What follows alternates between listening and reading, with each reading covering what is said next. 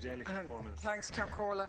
I don't think I'm the only one who's been embarrassed beyond belief by the conduct of this government in its approach to our colleagues in Greece.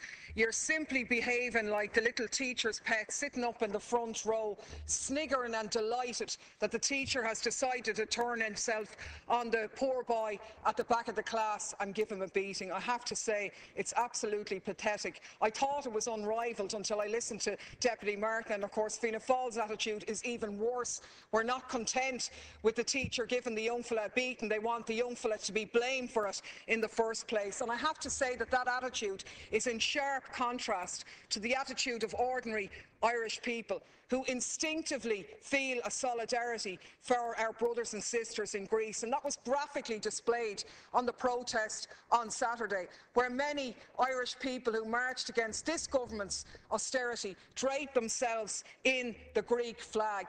An instinctive solidarity, if you like, very much capturing the real idea of what the EU ideal was supposed to be. A Europe of equals, a Europe where opportunities were given to those who need it the most, the weakest. And I think it's come a shocking way from that. Now, I just wanted to make a couple of points in relation to Libya, where we heard that you were discussing at the Council the idea of supposedly stepping up support for Libya, God help us, even with the idea of sending in a security mission, which could even possibly involve troops from Ireland, which would be almost beyond belief when some of those going in to clean up the mess were directly responsible for it in the first place, with the active role of the French and the British in terms of the bombing and the decimation of that country that took place. And I think we need to look at what this liberation has caused. Libya now is an absolute and utter hellhole. It is the centre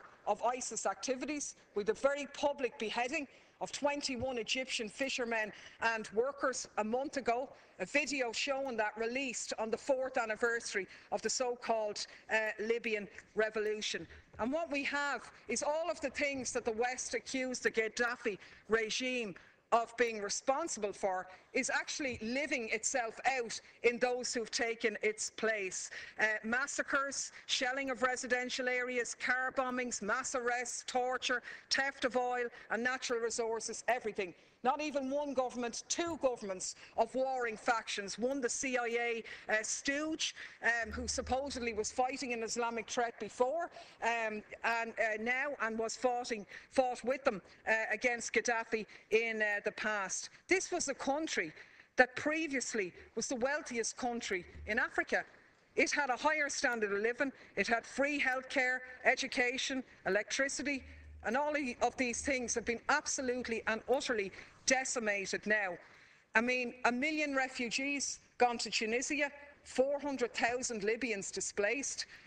We talked, and ye talked, I believe, about the number of immigrants fleeing into Europe illegally. 220,000 last year as opposed to 60,000 in 2013. Why do you think all these immigrants are coming looking for sanctuary? Because of the horror that's been unleashed in their own countries. And this is what Obama told us was the new humanitarian model. It's absolutely reprehensible. And the idea that the EU now is going to go in and save the day and that Ireland might be part of that would be a joke. The last point, Count Corla, is in terms of the Ukraine. I really don't want to start because we'll be here all day. I have absolutely no support for Putin. But the remarks made by Deputy Martin were, frankly, unbelievable. The idea that NATO is blameless on this, when we have 26 out of the 28 NATO countries are in Europe, 12 of them in Eastern Europe.